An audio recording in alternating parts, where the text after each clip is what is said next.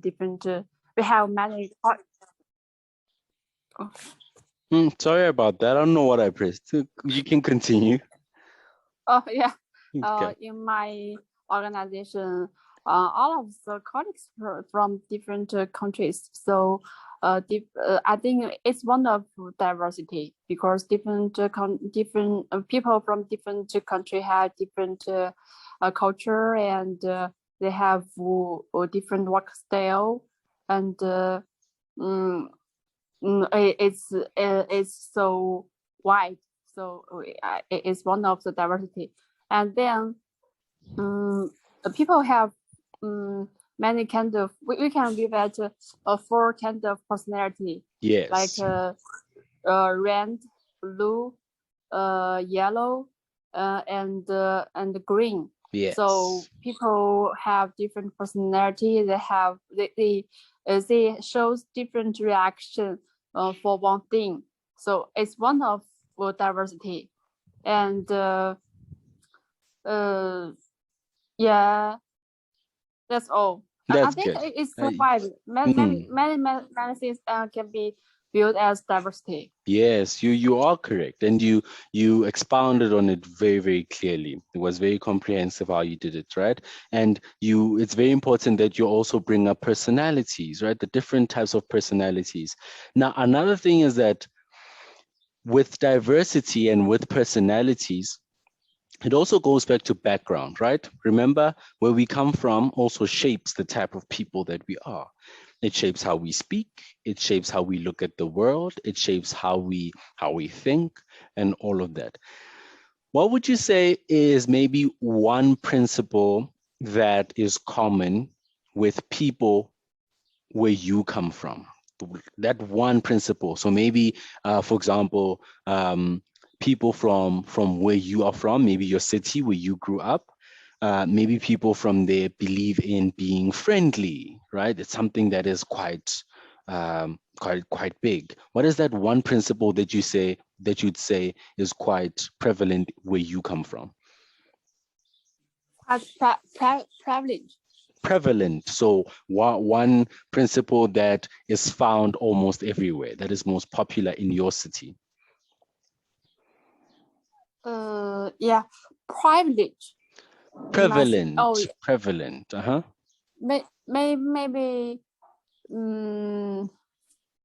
maybe some people born in the center of the city or near the center of the city, they have more resources like a good school, excellent hospital, and for the regulation or policy in our city, the children lived in the center of the city. They can select and apply for the near school, and also the school has more good teacher and good teachers. they have the real excellent teachers. Yes. And have well equipped campus and good facilities. Like this kind of this. Maybe this is one of privilege. Okay, I understand. Completely get you. Okay, let's get into this lesson on diversity today. Now, I want us to start with a quote from a man called Jesse Jackson. Jesse Jackson is a famous American Baptist minister and a politician.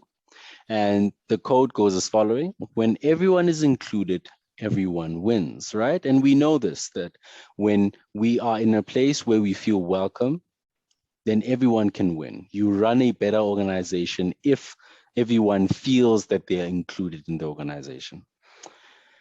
Now, what does a diverse workplace look like in your opinion? What should we look at? Do we look at gender? Do we look at race? Do we look at what does a diverse workplace look like? You can also tell me about perhaps what does it look like in a country like yours? Diversity workplace.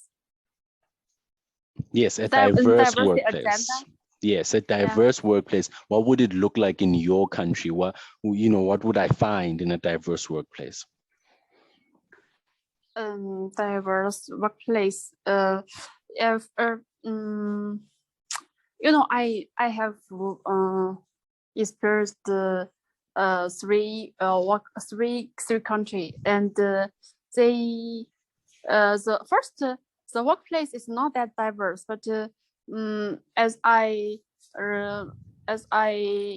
my friend, also my classmate, served for some other companies in different industry.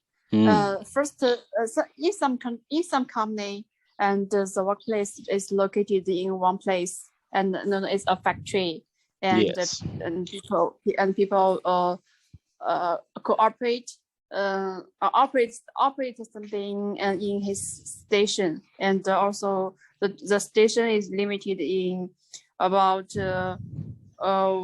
one square meters. Yes. And and also mostly they will must do operation standing. Yes, I get you. So I think let's look at the question this way. In a place where, let's say you were creating a workplace, right? And you wanted it to be diverse. You wanted it to have different types of people. What would you look at? Would you say you want, in terms of gender, what does that look like? Is it more men than women? Is it more women than men? What does that look like?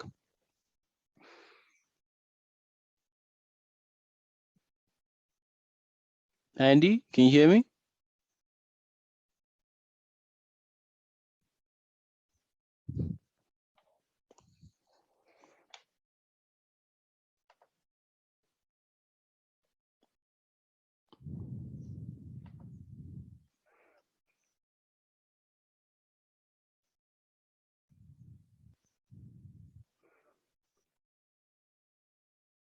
Hello, teacher. Hello, Andy. Can you hear me now? Yeah, I can hear you because I log out and log in again. Oh, okay. Okay, perfect. So can we continue now? Yeah, I can continue right now. Okay. Yeah. Yeah, So I just share that there's a yes. person just do operation in one square meters, and another diversity workplace is that they maybe salesperson or maybe trainers, they will deliver a speech or communicate with the clients in one place, and next day they will fly to other place to communicate with others or take other courses. That's one, and that's another diversity workplace. And also there's another one. I think it is popular in internet company, and it's there's a building, and maybe there are 3 floors. There are many tables with chairs, and they can't sign about Tom. This is for Tom. This is for David, and it's for free, and everyone can take the table and desk to work. So they have a flexible table or flexible workplace for them. Yes. So it's another. And for our company, we have our own table and the desktop to work. But all of the documents and the materials or regulations is on the iCloud Drive. There a server to serve all the informations, and we just have a computer to to type our user account and password. We can log in and to review all the materials on our document. So it means that if we catch a computer and other computer just use the content password, we can copy with we can do our job, especially paperwork. So it's another diversity, and also it's different from my previous company, because How was it different? in my previous company, out of the our document, for me, my document and fields are served in my own computer, and if I change another one, I can't find it, because it's not that connect with each other. Yes. Okay, Yeah. I get you. What about maybe a factor like gender, right? Is that a factor? How many, when you look at the current workplace, your current workplace, are there more women than men or more men than women? How does diversity look when it comes to that?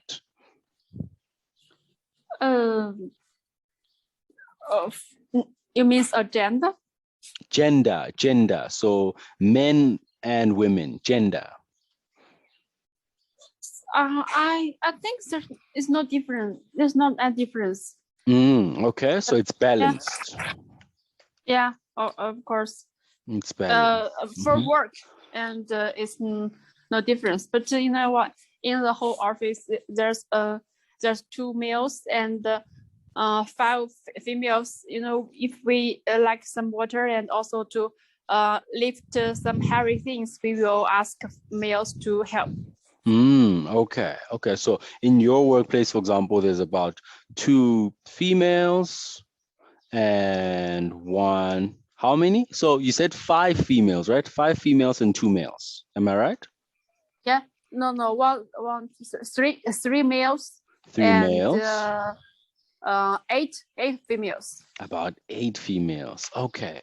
8 females. And do you think that's a problem? Do you think that it's a problem that there are more females than males, or does that just balance out, and is that okay? I think not balanced. It's not balanced. It's not balanced. Because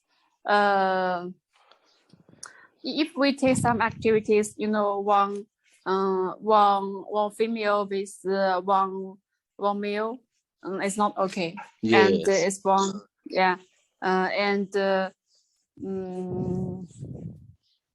if we want to carry something, it's too heavy. But 3 males Get you. I understand. Yeah, can help us too much. But on the other hand, I think it's okay, because for HR, this occupation, there's not too much males to do. So let's say job. there aren't too many males. There aren't too many males. There aren't too many males. Okay. I understand. So HR is a profession that has a lot of females more than it does have males, right? Yeah, I like I like count, finance. Yes, I understand. So do you think that affects the way you communicate with each other? Because when there are more females in a workplace than males, there may be a clash, right? Maybe the males want to be spoken to in a certain way and the females want to be spoken to in a certain way. Do you think there's conflict between the two in terms of communication because there is an imbalance? I think it's okay. First, for males, they get used to the environment. So when they communicate with us, they will adjust themselves to have a proper way to communicate with male or females. Yes. But if they cooperate with the males, they maybe shows another way. I understand. I want us to get into this one. So in terms of, people who work in HR, obviously you guys are responsible for ensuring that people are hired in a business. What can businesses do to increase diversity? We can talk about diversity in terms of gender, diversity in terms of race, maybe diversity in terms of where people come from in the country or in the world, what can businesses do to increase that diversity in terms of their staff? What are some of the actions we can take, appropriate actions that we can take to increase diversity in the workplace? By increase diversity, first, for a team or for an organization, must have different period of ages for workers, because they for younger they have many new ideas, and also for the older colleagues or the workers, they have rich experience. Yes. So I think maybe for the old workers, they must do input some new things. Yes. And not just newspaper and the newsletter or something else, and just some actually new information. And this information can be put out by some younger. And yes. That's the first thing. And also for youngers, maybe their ideas and their opinions is not that it's not it's not that reliable. And if they put up or share some things, the old workers will show that so something can be done, something maybe it's not, it just on the paper, not can be on the ground. I get you. Yeah, and that's the first diversity. And the second is that like you said, the males and females. Yes. If in an office there's too many males or females, there will be some conflicts with each other. Yeah. So we in China, we always say that 男女搭配干活不累. It means that if the girls and cooperate with a boy, they will cooperate with each other and make up with each other. So they will have more. They will be more efficient. Yes. I completely agree with that statement. You raised a very important point when you spoke about age, because it's one of those factors in terms of diversity that sometimes people overlook. They don't focus too much on it. But age is such an important thing in the workplace. And age usually presents the problem of communication, because how the younger generation communicate and how the older generation communicate are quite different. How do we bridge that gap? How do we fix that problem? How do we make sure that, when faced with a workplace that has maybe someone who is 60 years of age and someone who is 30 years of age, how do we bridge that communication gap as HR? How can we fix that? First, I think increase the communication frequency is an important way. Wow. And many communication is very important in the workplace. And sometimes we always for the managers and always worried that not enough communication between each other. Then everyone has its own work, but maybe they have to do the same work. Maybe they don't have the common target, and all this kind of problem. And the first things, and the second is that maybe we'll create some opportunity to let the old workers work with the younger. And let's have a team, and they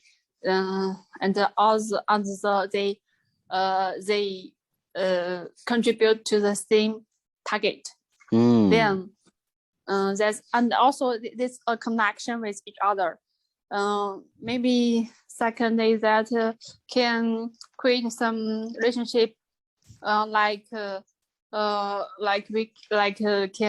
the older workers can be the mentor, and they can give some guidelines to the newers, and it's another in the gap. I can narrow the gap to each other. That's good. That's really good, right? So create, that relationship of mentor and mentee in the workplace. Use the fact that the older generation have experience as an advantage, right? Don't just close it out. Make sure that you use it as an advantage for them. That's really good. That's really, really, really good. I think that's such a important thing. Now, do you think that all companies should provide diversity training to their staff? Yes. If the company want to going further and to have sustainable development, and the diversity is very important. It's very, very important. Very good. Very, very good. Okay. Now I want us to watch a video. You answered those questions really, really well. I want us to watch a video and then we'll discuss it after as we close the class. Let's get into this video. It's a video again about, workplace diversity and how we can fix some of the problems that we may have with diversity in the workplace. Okay. Okay, let me just share my sound quickly and then we can get into it. Can you hear it? Andy, can you hear it? No. Whenever you bring up diversity, no. People... Okay, got it. Okay, maybe perfect. It's a little delay. Okay, let's try it again. Hearts tend to sink a little bit. They're like, oh my God, I'm going to have a lecture. I'm going to have to sit through slides like this with multicultural hands in the air, people of different races holding hands, giving each other high fives, holding each other, maybe holding the world, holding the globe up. When we talk about diversity, we tend to do so in a really unimaginative, stock standard kind of way. And that's because people don't really want to talk about diversity. They don't want to talk about diversity in the workplace. It's just a problem that needs to be solved so that you can get on to other things. And that's an attitude that I've kind of come across a lot during my working life because, I don't want to boast or anything, but in technical terms, I'm a threefer. I'm brown, I'm gay, I'm female. I'm 3 minorities for the price of 1. So, I'm the triple threat, but I'm also the triple opportunity. Because when companies hire me, they get to tick 3 diversity boxes. They get 3 times the value, and they get someone to wheel out to show that they're not sexist, they're not homophobic, they're not racist. Because everybody's worried about that, obviously. The flip side of diversity is discrimination, and diversity and discrimination are huge issues at the moment as our cities change, as the demographics of our cities change, particularly now with the refugee crisis. But things are changing. The face of our cities is changing. But what's not changing is the face of power. The people on our TVs, the people in the big boardrooms, upper management, that's still exactly the same. We still have institutionalized sexism. Did you know that in the US, there are more guys called John that lead major companies than women leading major companies?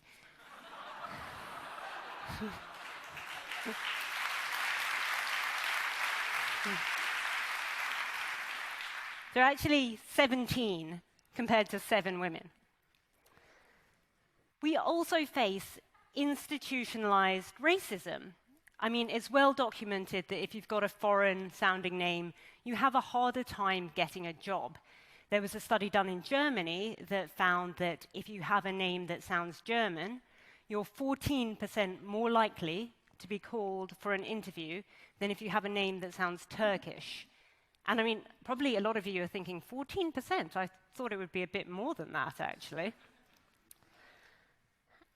This all really needs to change, and not just because it's the right thing to do, but because it's the profitable thing to do. There are so many studies that show that increasing diversity in a company makes for a more successful company. For example, racially diverse teams outperform non-diverse ones by 35%, according to McKinsey. And teams where men and women are equal earn 41% more revenue. So, here's the situation. This is where we are. We know that the corporate world needs to change. We know that there's a business case for changing, and yet nothing is changing. How do we go from talking about diversity to actually making it happen? Andy? Yeah, teacher, I'm Yes. here. I want us to jump in right here and then we'll continue with it. So now with all of these facts, right, we have all of these facts that tell us how great diversity is in the workplace and all of that. Why do you think companies are not diversifying still, even after we get all the facts? Why do you think most companies are just not getting diversity right, or why are they not doing it? As I, as I'm watching the video, and I always think that about diversity, and I think diversity is good for experiment to the company or the country. And I think for leaders, they also get to know about it. But it's difficult to manage the diversity people. First, for the leaders and for the government, they must pay much more attention to get well know all kind of people, especially people from different countries, and have different residents, and it's difficult to manage. And also for the leaders in a company, he must be more inclusive. And he must to have must be ready to embrace the different people. Then they can manage them also to turn the company into the right way, yes. Right forward, right direction. So it equips and it acquires many high level of leadership. It requires, right? It requires. Require.